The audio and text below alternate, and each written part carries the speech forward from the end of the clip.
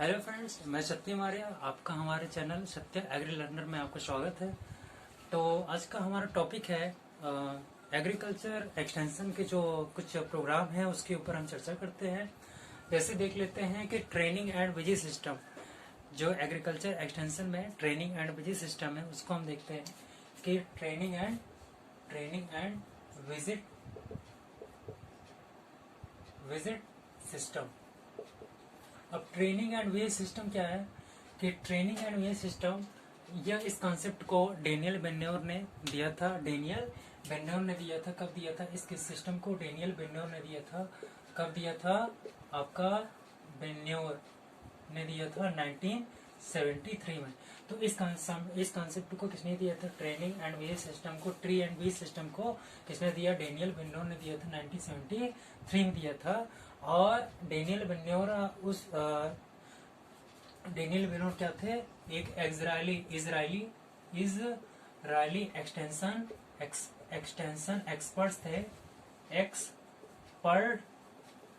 Expert के साथ साथ and world extension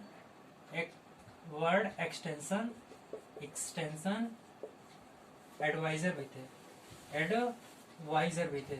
world extension adviser के साथ साथ इजरायली एक्सटेंशन एक्सपर्ट भी थे, जिन्होंने 1973 में क्या किया कि ट्रेनिंग एंड विजिट सिस्टम को दिया।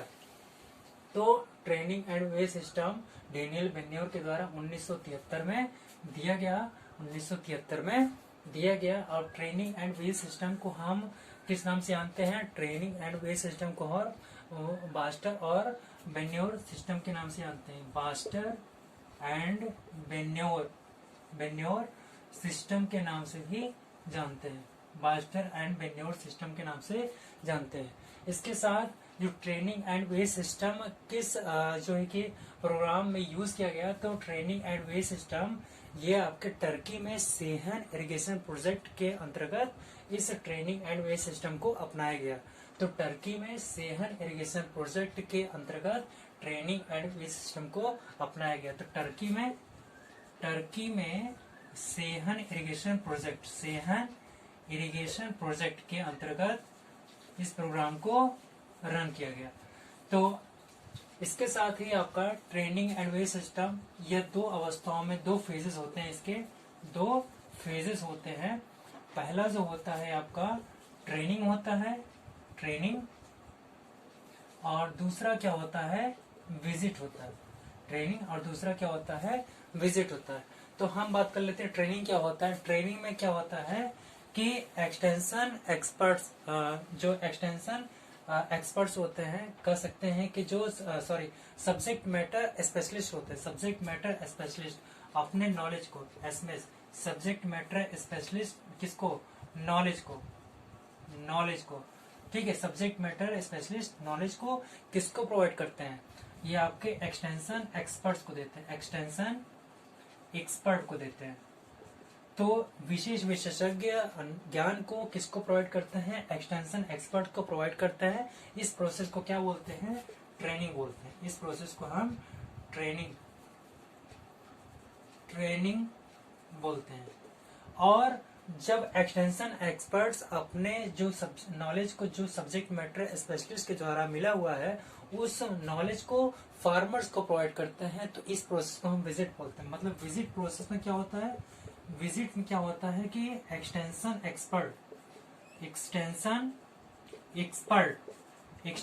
एक्सपर्ट क्या करते हैं? जो है कि जो नॉलेज मिला हुआ है, नॉलेज जो आपके सब्जेक्ट मैटर स्पेशलिस्ट के जरिए उनको प्राप्त हुआ है, उसी नॉलेज को क्या करते हैं? फार्मर्स को प्रोवाइड करते हैं। तो इस प्रोसेस के अंतर्गत क्या होता है? विजिट, मतलब विजिट प्रोसेस के अंतर्गत एक्सटेंशन एक्सपर्ट और नॉलेज को किसको प्रोवाइड करते हैं? फार्मर्स को प्रोवाइड करते हैं। ये दो फेजेस हो गए। फेजेस में आपका ट्रेनिंग फेजेस है और विजिट फेजेस है। इसके बाद तो ट्रेनिंग एंड वेज सिस्टम, जब ये इस प्रोग्राम इतनी सफलता को देख करके अब भारत में 1974 में 1974 में इसको लागू किया गया। कहाँ पे? आपके राजस्थान का कैनाल एरिया, राजस्थान के कैनाल एरिया एंड एमपी का चंबल एरिया, एमपी के चंबल एरिया में और राजस्थान के कैनाल एरिया में जो है कि ट्रेनिंग एंड वेज सिस्टम को अपनाया गया। इस ट्रेनिंग एंड वेज सिस्टम को राजस्थान के कैनाल एरिया और एमपी के चंबल एरिया में अपनाया गया। अब इसको क्या बोलते हैं, ट्रेनिंग एंड वेज सिस्टम को हम जो है कि सघन कृषि प्रसार शिक्षा भी बोलते हैं। अब इसके बाद हम बात करते हैं नेक्स्ट जो टॉपिक है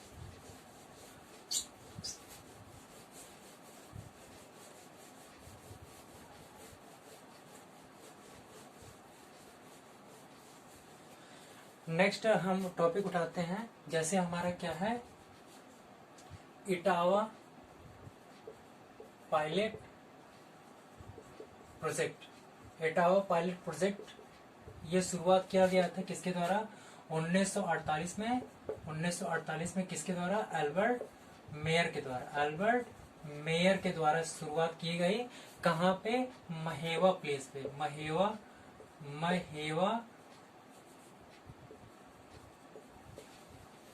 प्लेस पे स्टार्ट किया गया। महेवा प्लेस से 1948 में अल्बर्ट मेयर के द्वारा जो है कि स्टार्ट किया गया। इसको हम इटावा पायलट प्रोजेक्ट को हम इसको हम क्या बोलते हैं, इसको एवरेज डिस्ट्रिक्ट प्लान के नाम से भी जानते हैं। एवरेज डिस्ट्रिक्ट प्लान के नाम से भी जानते हैं। तो ये ग्रामीणों के विकास के लिए इटावा पायलट प्रोजेक्ट लागू किया गया 1948 में अल्बर्ट मेयर के द्वारा महेवा प्लेस पे। अब इसकी सफलता को देखते हुए, इस प्रोग्राम की सफलता को देखते हुए जो है कि भारत में सीडीपी प्रोग्राम को लागू किया गया। तो इसीलिए हम इटावा पायलट प्रोजेक्ट को हम for runner of CDP program भी बोलते हैं। It is also called also known as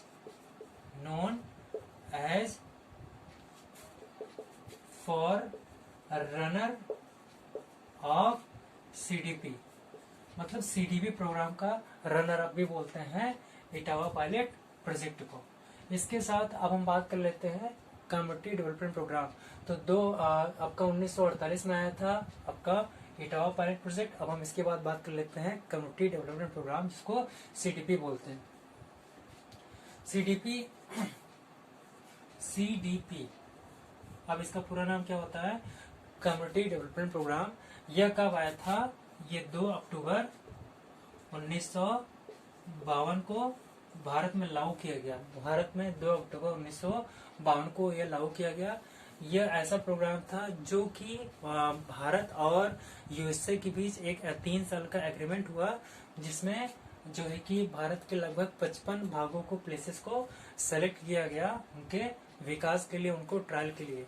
तो उसमें आपका 2 अक्टूबर 1952 में भारत की लगभग 55 प्लेसेस पे 55 भागों में क्या किया गया, कम्युनिटी डेवलपमेंट प्रोग्राम को अपनाया गया।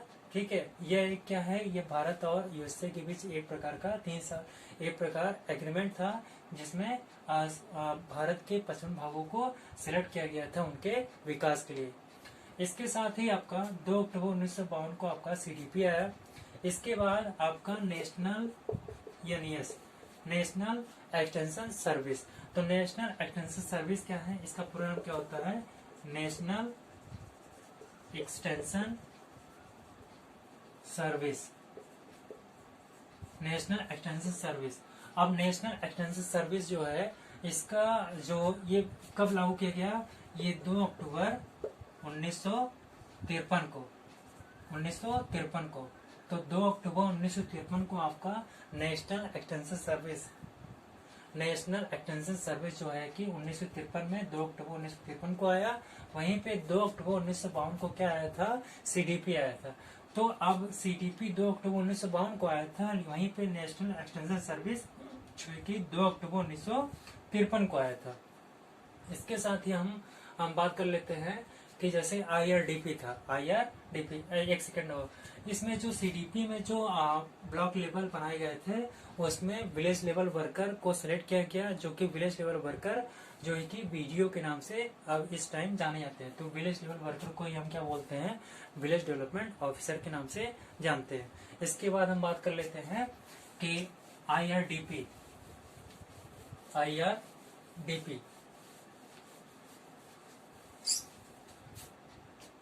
IRDP क्या है? ये क्या है? Integrated rural development program. ये क्या है? It is a non plan program है। ये क्या है? नॉन प्लान प्रोग्राम है। Non plan programme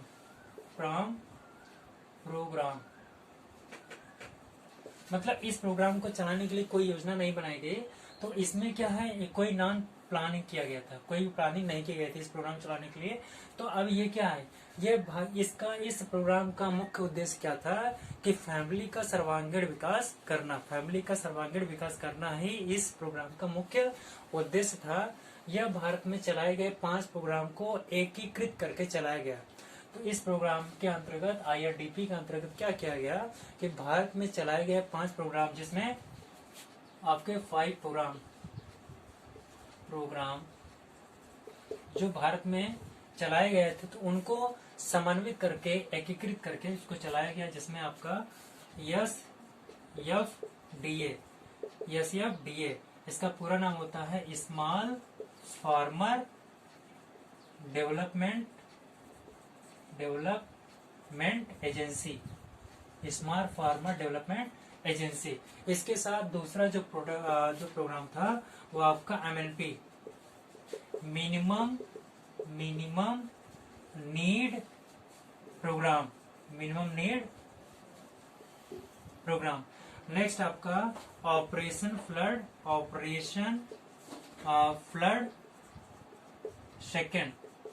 flood second, जिसमें पोल्ट्री डेयरी के साथ पिगरी के डेवलपमेंट पे, विकास पे जोर दिया गया। इसके बाद नेक्स्ट चौथा है DPAP। इसका पूरा नाम होता है ड्रॉट प्रोने एरिया प्रोग्राम। तो इसके साथ नेक्स्ट 5वां जो है उसका NREP।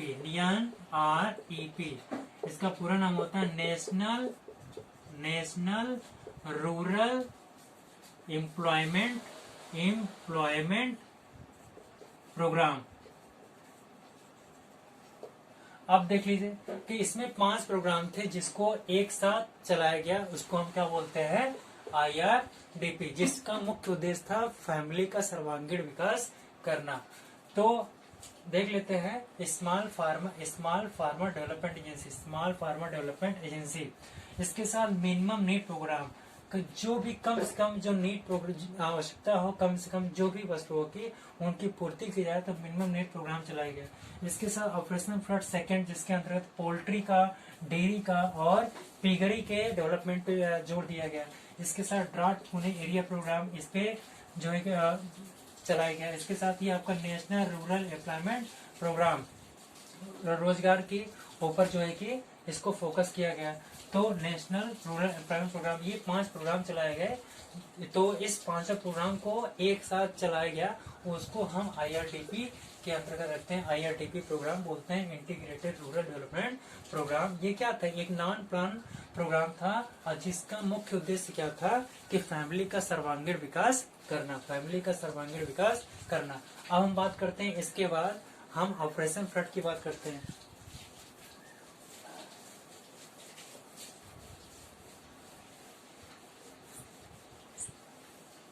नेक्स्ट, ऑपरेशन फ्लड को हम 3 भागों में बांट लेते हैं। ऑपरेशन फ्लड को हम 3 भागों में बांट लेते हैं। First is operation flood first. Operation flood, operation flood second, और third is operation flood third, operation flood third. इस पे जोड़ दिया गया। तो अब क्या है, ऑपरेशन फ्लड को तीन जो है कि डिवाइड कर लेते हैं तीन भागों में। जैसे क्या है, तीन कैटेगरी में ऑपरेशन फ्लड क्या था, जैसे तीन स्टेप में चला गया। ऑपरेशन फ्लड फर्स्ट क्या है, जिसमें हमारे एग्रीकल्चर के साथ, एग्रीकल्चर एंड हेल्थ, एग्रीकल्चर के साथ हेल्थ, एग्रीकल्चर के साथ हेल्थ से संबंधित रिसर्च इंस्टीट्यूट पे क्या लिया गया, उनके जो कि विकास पे जोर दिया गया। इसके साथ ही ऑपरेशन फ्लड सेकेंड का मुख्य उद्देश्य था कि पिगरी, इसके साथ डेयरी, इसके साथ पोल्ट्री के, पिगरी के, डेयरी के और पोल्ट्री के डेवलपमेंट पे जो है कि जोर दिया गया ऑपरेशन फ्लड सेकेंड में। अब हम बात करते हैं ऑपरेशन फ्लड थर्ड जो था, वो आपका मिल्क प्रोडक्ट एंड जो है कि केयर ऑफ एनिमल पे जोर दिया गया। केयर ऑफ एनिमल केयर पे और मिल्क प्रोडक्ट पे जोर दिया गया ऑपरेशन फ्लड थर्ड में।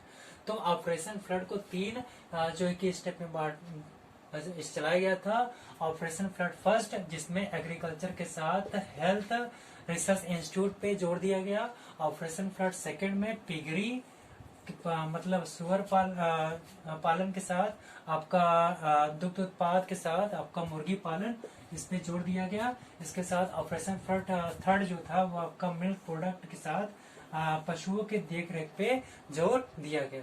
तो ये ऑपरेशन फ्लड थर्ड हो गया। इसके साथ हम बात कर लेते हैं जो हमारा फॉरेस्ट क्लब है।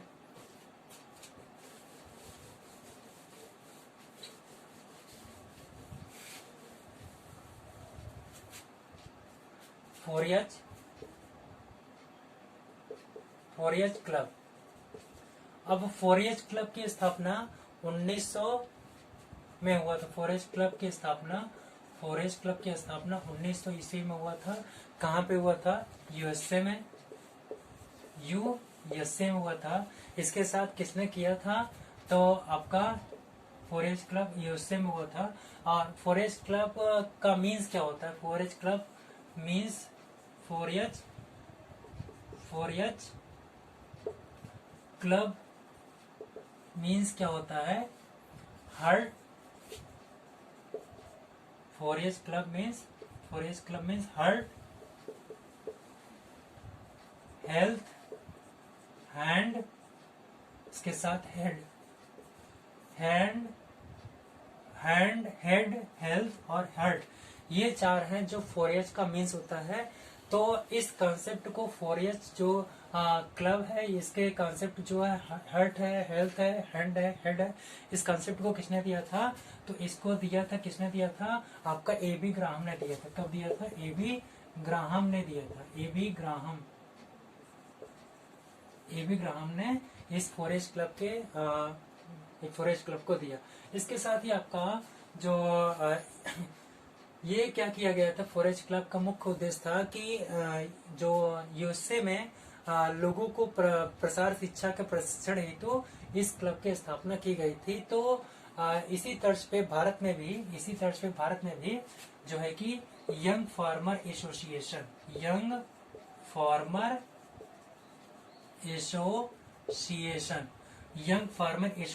की स्थापना इसी तर्ज पे फॉरेस्ट क्लब के तर्ज पे ही लोगों को प्रशिक्षण देने के लिए जो है कि प्रसार शिक्षा का प्रशिक्षण देने के लिए ही यंग फार्मर एसोसिएशन की स्थापना की गई। कब? 1956 में। ठीक है, 1956 में किसके द्वारा? बाई पीएस देशमुख के द्वारा आपका यंग फार्मर एसोसिएशन की स्थापना 1956 में की गई। और इसका मुख्य उद्देश्य क्या होता है कि प्रसार शिक्षा का प्रशिक्षण लोगों को देने के लिए। तो इस प्रकार से ये आज का हमारा टॉपिक समाप्त हुआ। अगर हमारा वीडियो अच्छा लगा तो हमारे चैनल को सब्सक्राइब और लाइक करें। Thank you.